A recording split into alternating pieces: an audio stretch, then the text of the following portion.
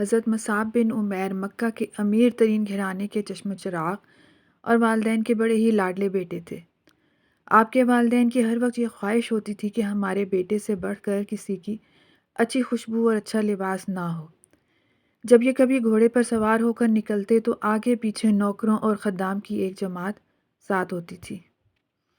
رسول اللہ صلی اللہ علیہ وآلہ وسلم کا ارشاد ہے، میں نے مصعب بن عمیر جیسا خوبصورت زلفوں والا، خوش لباس اور ناز و نعم والا کوئی نہیں دیکھا۔ اللہ تعالیٰ نے حضرت مصعب کو فطرت سلیمہ سے نوازا تھا۔ جب آپ کے کان رسول اللہ صلی اللہ علیہ وآلہ وسلم کی مقدس تعلیم سے شناسا ہوئے تو ایک دن دار ارقم میں آپ کی خدمت میں حاضر ہو کر اسلام قبول کر لیا۔ کچھ عرصے تک والدین کے خوف سے اسلام کو اپنے سینے میں چھپائے رکھا۔ پھر ایک دن عثمان بن طلحہ نے ان کو نماز پڑھتے دیکھ لیا اور جا کر آپ کے والدین کو خبر دی کہ مصعب تو بے دین ہو گیا ہے۔ حضرت مصعب کے اسلام لانے کا سننا ہی تھا کہ والدین اور قوم کے سب لوگ بگڑ گئے اور آپ کو قید کر دیا گیا۔ ناز و نعمت میں پلنے والے اس نوجوان کے لیے جینے کی راہیں تنگ کر دی گئیں، اور اب اس لباس کی جگہ جس کو بڑے بڑے رئیس بہت حسرت سے دیکھتے تھے ایک کھردرے کمبل نے لے لی تھی، اور وہ جسم جو پھولوں کی سیج پر لیٹتا تھا اس پر تازہ کھجور کی چھڑیوں سے ضربیں لگائی جانے لگیں۔ نبی کریم صلی اللہ علیہ وآلہ وسلم نے جب حضرت مصعب کو اس حالت میں دیکھا تو آپ کی آنکھوں میں آنسو بھر آئے۔ رسول اللہ صلی اللہ علیہ وآلہ وسلم نے قریش کی طرف سے جب اپنے صحابہ پر دن بدن ظلم و ستم بڑھتا دیکھا تو ہجرت حبشہ کی اجازت دے دی کہ جو چاہے اپنے جان و ایمان کو بچانے کے لیے حبشہ چلا جائے۔ جب مسلمان حبشہ تشریف لے گئے تو حضرت مصعب بھی طوق و سلاسل سے کسی طرح رہائی پانے میں کامیاب ہو کر حبشہ چلے گئے۔ کچھ عرصہ حبشہ قیام کرنے کے بعد واپس مکہ مکرمہ لوٹ آئے۔ نبی کریم صلی اللہ علیہ وآلہ وسلم نے بیعت عقبہ ثانیہ کے موقع پر حضرت مصعب کو معلم قرآن اور مبلغ اسلام بنا کر یثرب سے آئے ہوئے لوگوں کے ساتھ بھیج دیا۔ آپ مدینہ میں حضرت اسد بن زرارہ کے گھر میں رکے۔ یہاں ان دونوں بزرگوں نے مل کر تبلیغ اسلام شروع کر دی۔ تھوڑے ہی عرصے میں ان کی مخلصانہ کوششوں سے اوس و خزرج کے بے شمار گھرانے نور اسلام سے جگمگا اٹھے۔ پھر ایک دن حضرت مصعب اور حضرت اسد بن زرارہ بنی ظفر کے باغ بئر مرقہ پر جمع ہوئے اور یہ سوچنا شروع کیا کہ بنی عبد الاشہل اور بنی ظفر کو اسلام کی طرف کیسے مائل کیا جائے۔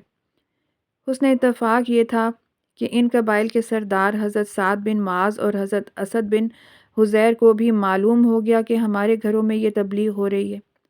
سعد بن معاذ نے اسید سے کہا، جاؤ ان لوگوں کو جا کر منع کرو کہ یہ ہمارے لوگوں کو اپنے دین کی تبلیغ نہ کریں، اور ان سے یہ بھی کہہ دو یہ کیا ہمارے لوگوں کو بے وقوف بنانے آ گئے ہیں۔ حضرت سعد کے جوش دلانے پر اسید غصے سے بھرے ہوئے اپنا اسلحہ اٹھا کر چل پڑے۔ حضرت اسد نے جو اسید کو دور سے اپنی طرف آتے ہوئے دیکھا تو مصعب سے کہا، دیکھو یہ قبیلے کا سردار آ رہا ہے، اللہ کرے کہ وہ آپ کی بات مان لے۔ حضرت مصعب نے فرمایا، اگر وہ آ کر بیٹھ گیا تو میں ضرور اسے تبلیغ کروں گا۔ اتنے میں اسید آ پہنچا اور کھڑے ہی کھڑے گالیاں دینا شروع کر دیں۔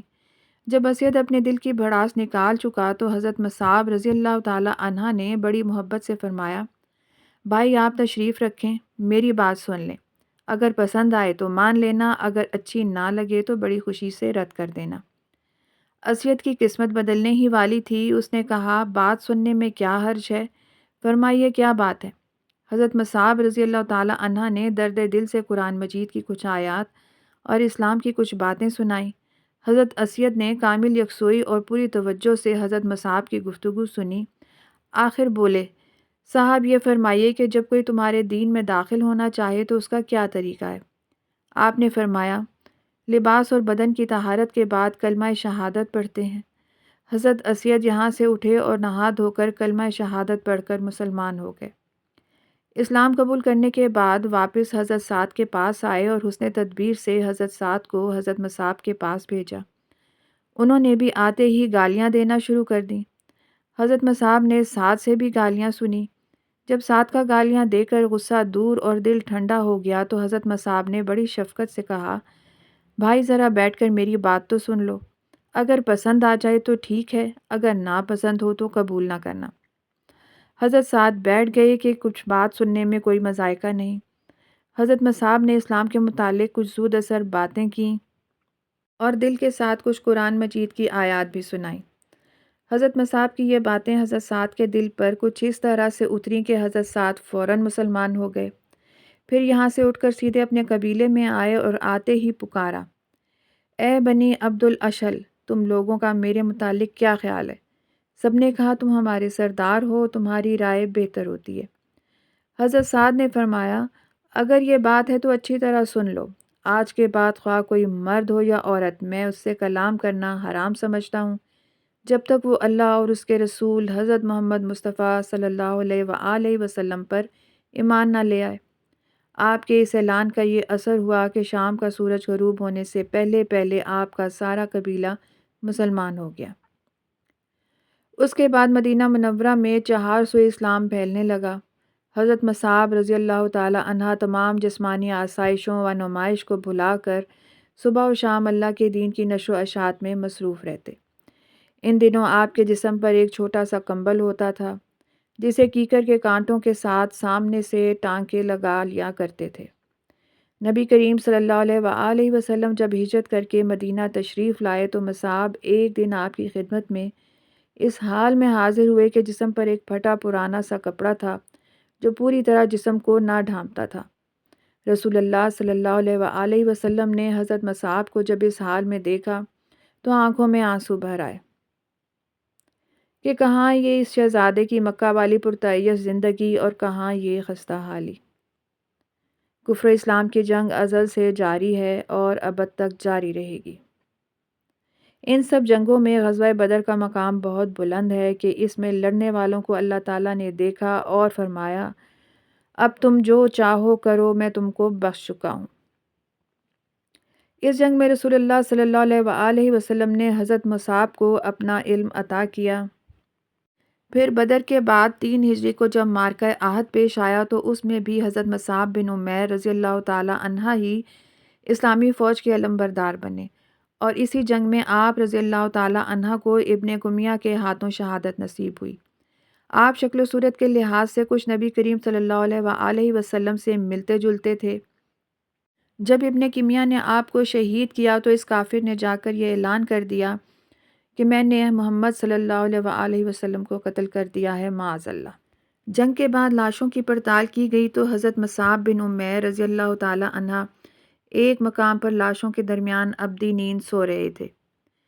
جب نبی کریم صلی اللہ علیہ وآلہ وسلم کو آپ کی شہادت کا علم ہوا تو آپ کو سخت صدمہ ہوا۔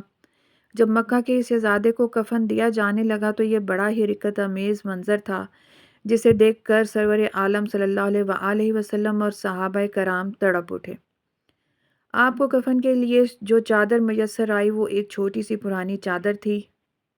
صحابہ کرام جب اس سے آپ کا سر ڈھانپتے تو پاؤں ننگے ہو جاتے، اور اگر پاؤں ڈھانپتے تو سر ننگا ہو جاتا۔